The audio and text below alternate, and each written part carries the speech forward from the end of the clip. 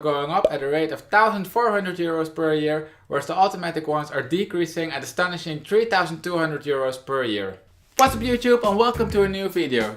So you saved up enough money and you're finally ready to buy your dream car, the BMW M3 E92. Congratulations to you.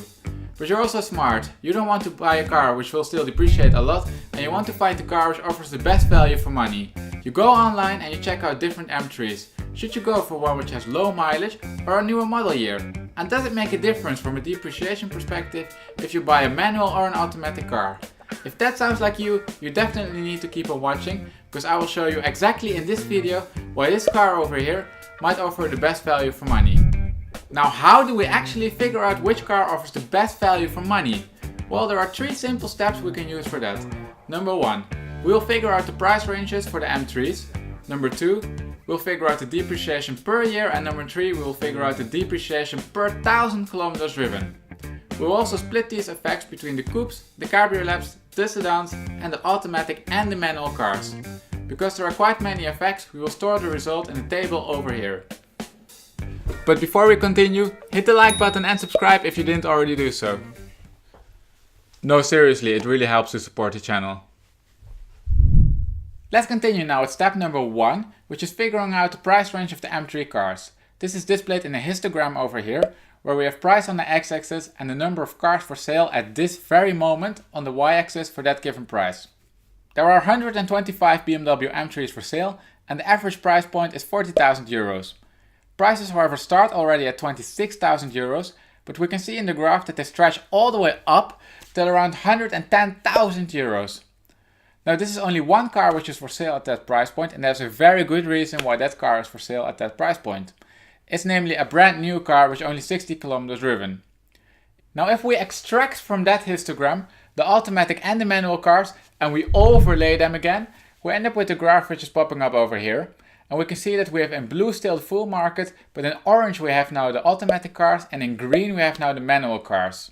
Now this graph reveals two interesting things. Number one, we can see that the average price point for the manual cars is significantly lower at around 33,000 euros than it is for the automatic cars, where the average price point is 40,000 euros. I definitely didn't expect this difference, and in fact I thought it would be the other way around, that the manual cars would be more expensive. And secondly, we can see that the manual cars are also a lot more rare, as there are only 25 cars for sale in the market at this very moment. So it seems that the automatic cars are a lot more popular than the manual cars. But which car would you go for? Let me know down in the comment by commenting either automatic or manual, depending on the car you would go for. Let's also quickly check out the price ranges for the different roof types, which is shown in the graph over here. You can see that in blue we have still the full market, in orange we have now the coupe, in green we have the cabriolet, and in red we have the sedans. Now you can see immediately from the graph that the coupe is by far the most popular model, as there are 78 cars for sale, whereas there are only 38 for sale for the cabriolet and 12 for the sedan. Consequently, the price range of the coupe is also the highest, as the average price point sits at around 41,000 euros, where it sits at around 37,000 euro for the cabriolet and the sedan. Let's move on now to step number two, which is the depreciation per year. Just as with the price range, we will first have a look to the depreciation per year for the whole market, and then we will split this by the depreciation per year for different transmission types and for different roof types. The depreciation per year is displayed in the graph over here, and you can see that we have year on the x-axis and price on the y-axis, and that each of the blue dots represents the M3 for sale in the current marketplace.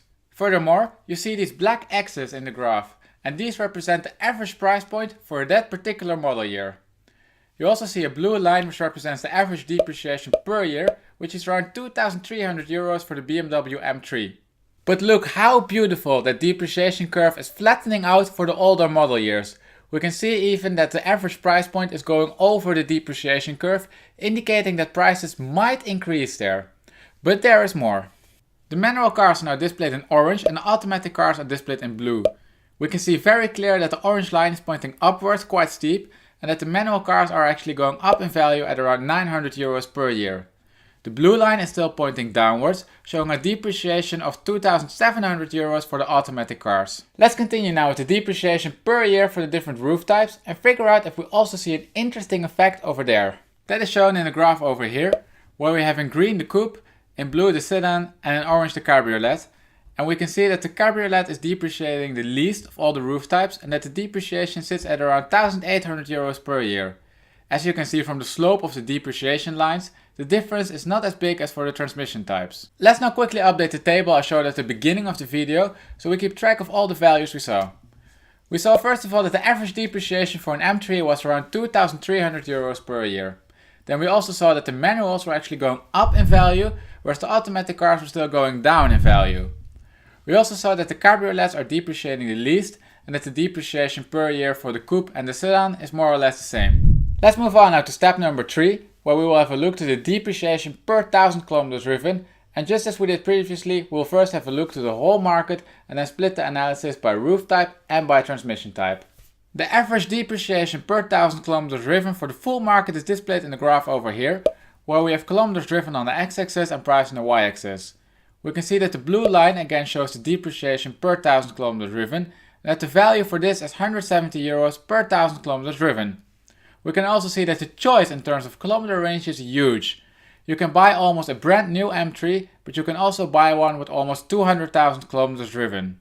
If we split this analysis again between the automatic and the manual cars, we end up with the graph over here, and you can see that the manual cars are now displayed in orange and that they are doing significantly better than the automatic cars, which are displayed in blue.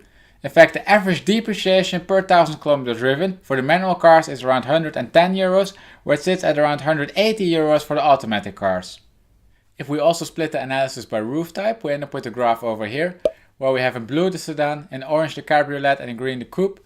We can see that it's actually the sedan which is doing the best in terms of depreciation per 1,000 kilometers driven, and that the coupe is doing by far the worst. The depreciation for the sedan sits at around 110 euros per 1,000 kilometers driven, and the depreciation for the coupe sits at around 215 euros per 1,000 kilometers driven. Now it's again time to go back to our table in which we are storing all our values, and if we will add the new values, we will see that the depreciation per 1,000 kilometers driven is the least for the manual cars, followed by the sedans. By having a closer look to the table, we can see that there's still one more step between you and your dream car, as we can see that the manual cars are depreciating the least in terms of depreciation per year and depreciation per 1,000 kilometers driven. We however do not know if we should go for a sedan, a coupe or a cabriolet. Now that grouping is shown in the table over here, and we can see that the manual coupes are doing by far the best in terms of depreciation per year and depreciation per 1,000 kilometers driven. In fact, they are going up in value. So let's have a closer look to those. All of the coupes are displayed in the graph over here, and the manual ones are again displayed in orange and the automatic ones are displayed in blue. We can see that indeed the manual ones are going up at a rate of 1,400 euros per year, whereas the automatic ones are decreasing at astonishing 3,200 euros per year. It is now finally time to start shopping for your new manual coupe. And to make things easy, I made the graph over here, where we have only the manual coupes, and where the bubbles are sized according to how many kilometers that specific manual coupe has driven. So the larger the bubble size, the more kilometers that car has driven.